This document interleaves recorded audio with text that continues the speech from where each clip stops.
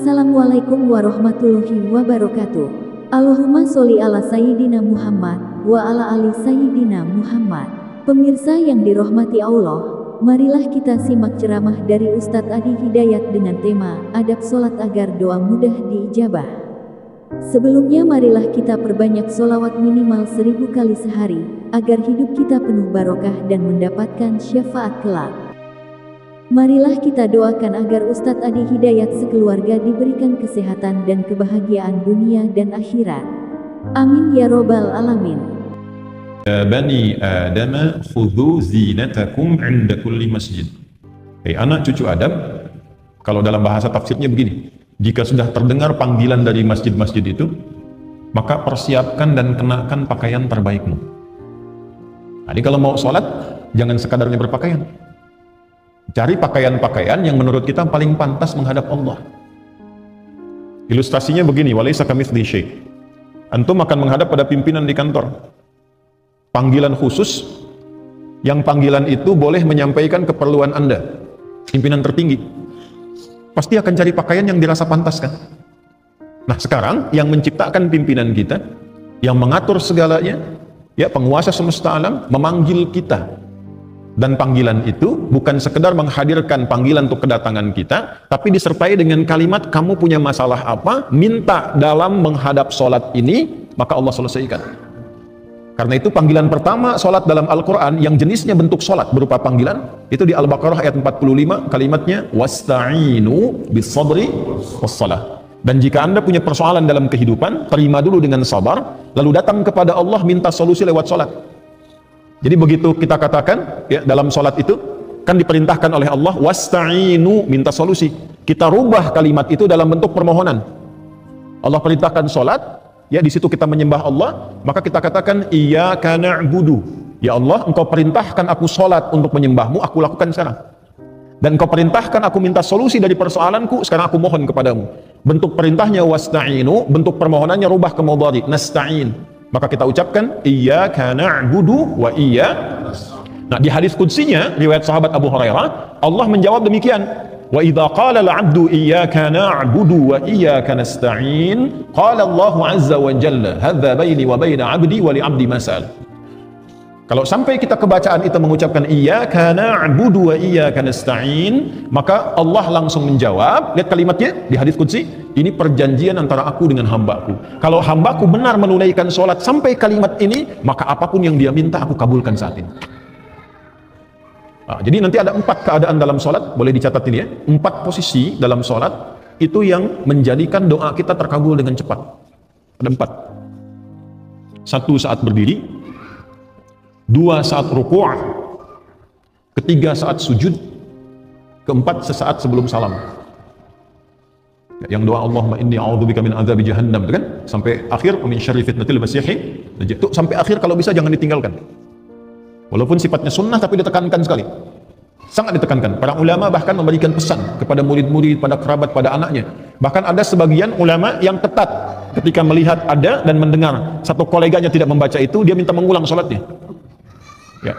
Itu untuk menekankan pentingnya doa bagian akhir di situ. Ya, riwayatnya apakah sunnah atau fardu, nah itu tidak sampai informasinya, tapi dia minta mengulang untuk menekankan saking pentingnya doa di akhir itu. Nah dari 4 ini, yang pertama itu kalau benar kita menunaikan adabnya dari mulai akan sholat, kita siapkan lillah, cari pakaian yang bagus, yang paling layak ya, bukan mewah, yang paling pantas untuk kita bisa gunakan dengan niat menghadap Allah dengan benar, berwudu yang benar. Quran surah ke-5 ayat yang ke-6.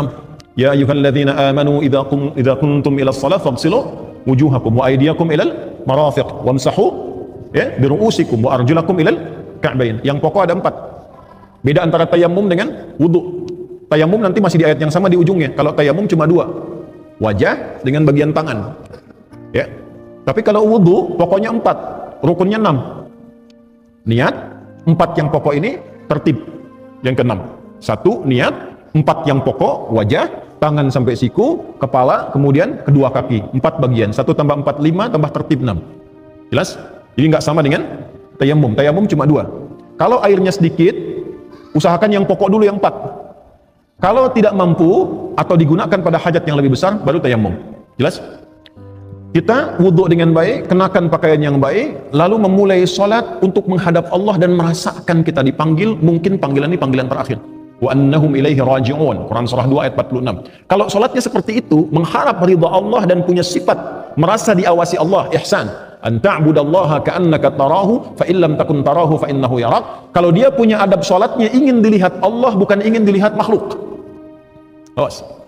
Ingin dilihat makhluk, riya, disebut celaka. Fawailul lil musallin alladzina hum an salatihim sahun alladzina hum yuraun. Ada orang salat ingin dilihat makhluk. Kalau Allah sampaikan itu pasti terjadi. Ya.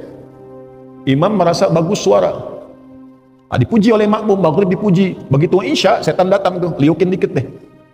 Ya. Itu awas jangan dikira jadi imam mudah. Ya. Antum salat Jumat nunggu khatib naik misalnya kan.